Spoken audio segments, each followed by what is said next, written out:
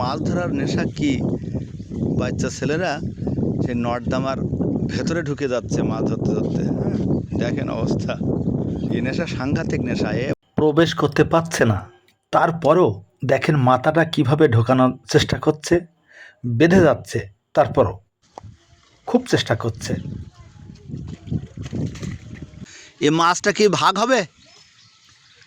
হ্যাঁ, ভাগ হবে তো মাছটা। আর একটা ধরলে কি হবে? ভাগ হবে। তোমার একটা আর ওর একটা। হ্যাঁ, কিছুক্ষণ আগে একটা মাছ ছিল, ওরা চিন্তায় ছিল যে মাছটা কিভাবে ভাগ করব, কিন্তু এখন দুটো হয়ে গেছে, দুজনের সমান সমান।